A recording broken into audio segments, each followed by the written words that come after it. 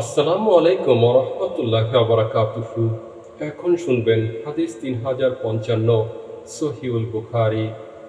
ইবনু উমর রাদিয়াল্লাহু তাআলা আনহু হতে বর্ণিত, তিনি বলেন, উমর রাদিয়াল্লাহু তাআলা আনহু কয়েকজন সাহাবী সহ আল্লাহর রাসূল সাল্লাল্লাহু আলাইহি ওয়াসাল্লামের সঙ্গে ইবনু সাইয়াদের নিকট যান।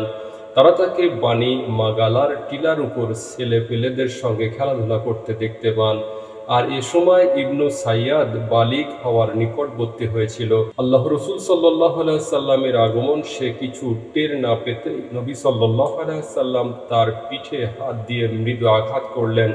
অতঃপর নবী সাল্লাল্লাহু আলাইহি সাল্লাম বললেন, তুমি কি সাক্ষ্য দাও যে আমি আল্লাহর প্রেরিত রসুল? তখন ইবনু সাইয়াদ তার প্রতি তাকিয়ে বলল, আমি সাক্ষ্য দিচ্ছি যে আপনি উম্মি লোকদের রসুল। ইবনু সাইয়াদ নবী সাল্লাল্লাহু আলাইহি সাল্লামকে বলল, আপনি কি এ সাক্ষ্য দেন যে আমি আল্লাহর রসুল?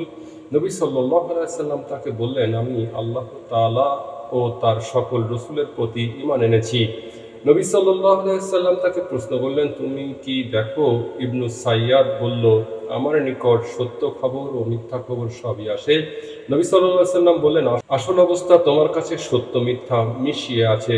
নবী সাল্লাল্লাহু আলাইহি সাল্লাম আরো বললেন, আচ্ছা, আমি আমার অন্তরে তোমার জন্য কিছু কথা গোপন রেখেছি। ইবনু সাইয়াদ বলল, তা হচ্ছে ধোঁয়া।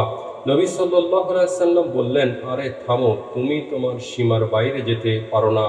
উমর রাদিয়াল্লাহু তাআলা আনহু বলে উঠলেন, হে আল্লাহর রাসূল, আমাকে হুকুম দেন, আমি তার গর্দান উড়িয়ে দেই। নবী সাল্লাল্লাহু আলাইহি সাল্লাম বললেন, যদি সে প্রকৃত দাজ্জাল হয় তবে তুমি তাকে কাবু করতে পারবে না। যদি সে দাজ্জাল না হয় তবে তাকে হত্যা করে তোমার কোনো লাভ নেই।